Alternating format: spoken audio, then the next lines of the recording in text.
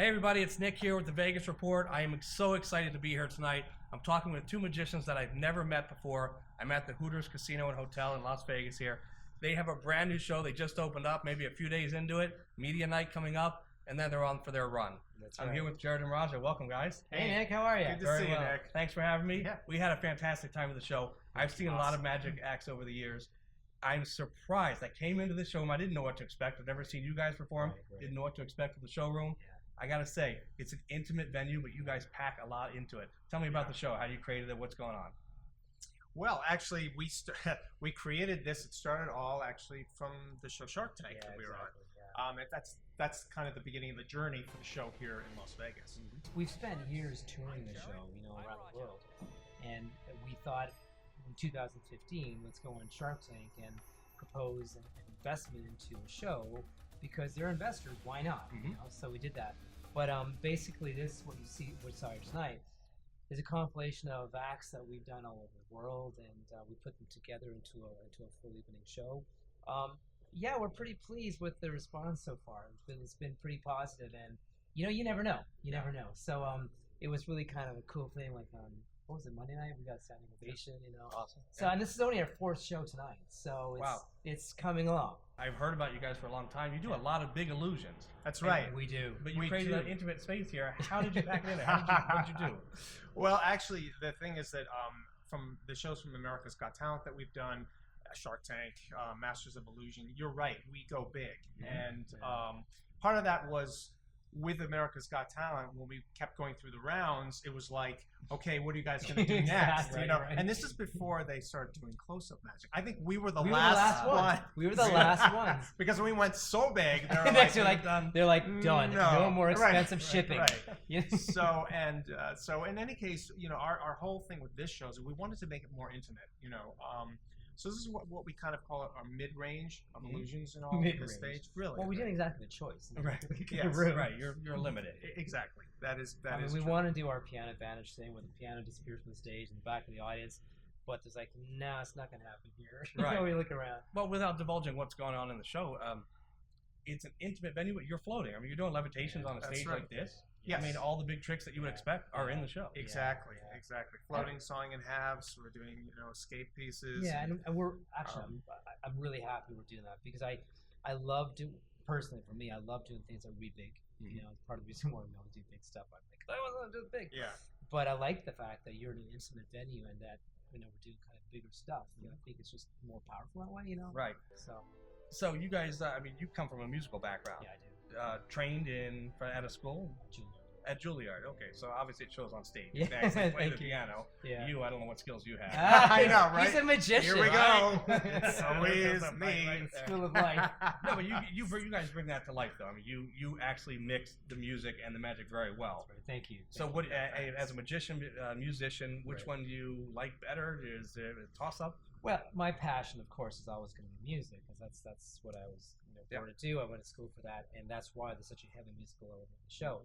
I really enjoy the theatrical element of what we do, and I've always enjoyed theatrical theater, So I kind of look at what we do as more theatrical rather than magical. Quite honestly, I don't know how to do a lot of magic. If you ask me how to do a magic trick, I couldn't do one for I just you. say get in the box. I really couldn't. So he's the guy that magic. So, and now it's just the way it is. It works well. And it's actually better that way. I don't want to know. Yeah, right. Yeah. You just show up and go, I'm here now. Yeah, I'm in the exactly. box.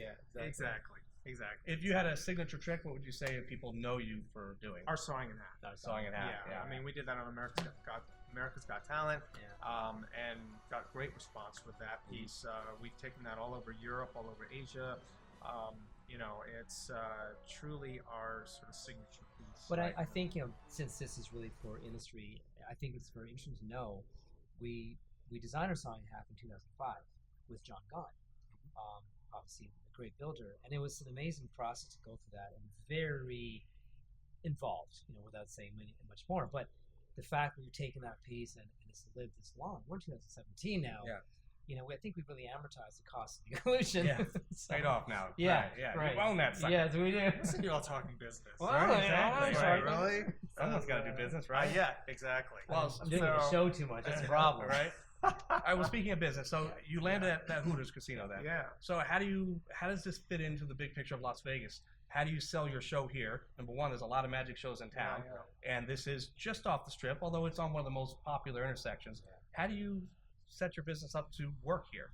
You know, I think the dinner theater element is going to really, really set us apart from the rest. You know, just talking to the ticket brokers and the concierges that we've been speaking with, they have all these categories, you know, and of course there's a magic and illusion category, there's the variety category, but we are the only ones with dinner. And in speaking to concierges, people ask for dinner shows. Wow.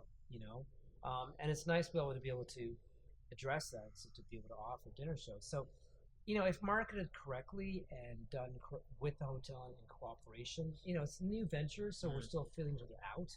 Sure. I think it can be a success, you know. But look, it's Las Vegas, so there's no guarantees, and we know this. Right. And also, it's interesting because dinner shows, you know, that was old Vegas, you know, so we're kind of bringing back that feel of the old Vegas of having a dinner show within the showroom. You know, it's just not. It's not like, oh, let's go to some restaurant and then come shuffle over to the showroom. Right. It's all part of the whole thing. And then the dinner show that we do, it's not during the show, so there's no clinking of china and silverware and all that during the show. You know, it's beforehand, which is. But a common question tourists have is, okay, so where do you want to have dinner? Do you want to have dinner now, or see a show afterwards, or see a show first? And then, you know, there's that thing that you know, we all have. Choices, when we're on vacation, we always say, what do you want to do first? And then there are the nightclubs, right? And the DJs. So we had this sort of added element in 2017, which they didn't have years ago. So that's why combining the two into one experience we thought could be a good thing. And the Hooters menu is a good menu. That's right. You know, it's wings. That's why you go there, right? It's wings, and they've got good food. So it was actually a really good. Yeah, you know what? Let's do this. Let's marry the two products together. And the other thing about Hooters, which we're very excited to be about here, is that, you know, last year shows were closing left and right on the Las Vegas Strip. A lot of it has to do with the fact of the hotels become landlords. They charge a tremendous amount of money to the artists. You've got union costs. You've got everything, and it just keeps going up and up and up. Shows are closing within a month. So, you know, finding a space with a hotel is actually, you know, wants to be a partner with, you know, is, I mean, that's the way it should be. And that's, you know, and I think, and I commend Hooters for doing that, you know, and looking at the big picture and saying, you know, let's get a show that like can survive and can run, you know, and not just rape them and rather than take your money, they're invested in you. They want this to succeed as well. Exactly. So you guys have been a team for a while. You said in the show you met in Washington Square Park, New York City. In Lincoln Center, actually. Lincoln Center. Lincoln Center is where we met. The first gig was at Friars Club.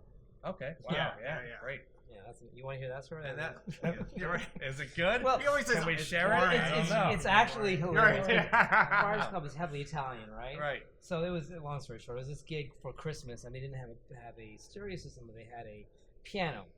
Right. And so they hired him, and they wanted him to bring his own music, you know. So he met me, and he's like, well, do you want to play for this gig? And I think I was just graduating from Juilliard, so, you know, I was preparing for recitals, and I was working really hard, practicing seriously 5, 6 hours a day. Brahms, all Brahms. So this guy, this big, like, Italian guy with a cigar, you know, behind a desk like this, he wants me to audition for him. And okay, when Jarrett says this to me, I'm in my apartment, I'm like, wait, he wants me to audition for him? I just graduated from Juilliard. Really? And I'm used to this. This is how the business is. Right. You know that, right? You audition. So Jarrett's like, come on, please just do this, you know. So I had to play for the guy. I'm thinking, this is ridiculous. And this big fat Italian guy with a cigar. You know, judging you. Judging 6 years me. of torture, right. That was my first, like, introduction to the showbiz. Right. I was like, I don't know, Jarrett. I don't know about this. Yeah, auditions are a commonplace in entertainment. Although, after being professionals for a year and then you go on, like, America's Got Talent, it's kind of awkward, right? Having to audition. It is. Like, I've been doing this for 20 years. I know that. And these people are judging me, right? It's got to be awkward, right? That's absolutely right. So you guys have a lot of costumes in the show, a lot of costumes. I would probably say more costume changes than Frank Marino. I know Frank; he's going to yell at me for saying that. I'm sure. But yeah, I mean, your costumes look great, especially the cloud, the cloud suit. The cloud suit. Fantastic, looks great. And kudos to Jarrett for that, because years ago we actually we worked with a guy named Bill Whitten, a designer named Bill Whitten, and Bill Whitten designed for Earth, Wind & Fire and Siegfried and Roy. He was a big-time designer. We were his last clients before he passed away. But when we were shopping with Bill in L.A., Bill was a very funny, small guy with a very high-pitched laugh. He was really hilarious. But whenever Jarrett would see something in the store window, that'd be really good for the show. Bill always said, you have a really good eye. You've got a really good eye. He would say it like that. You know, he would say it like that. So now, you know, when Jarrett picks all the costumes, and I got to tell you, this is really him. It's like, okay, I guess I'll wear it. Otherwise, he'd be in tails all the time. Right, black tails. A little too formal. Black tails. Yeah. We're the sequin. You need the sequins, Exactly. right? Yeah. Exactly. Yeah. Vegas it up a little bit. Right. You Well, know? guys, I wish you the best of luck here at Hooters. Thank you. Thanks, man. man. The Thank show you. is fantastic. The audience we saw tonight just absolutely loved the show. Thank you. So for those of you that are watching, if you want to see the show, it's at Hooters Casino. What nights, what days of the week are you? Thursdays through Mondays. Thursdays through Monday. One show a night, 6 p.m. for dinner. Exactly. 6 Right. p.m. dinner, 7 p.m. show. Right. Yeah. Check them out. You can always go online, HootersCasinoHotel.com to purchase tickets. And we'll see you at the showroom. Thanks, everybody. Thank you. See ya. Thanks. I'm gonna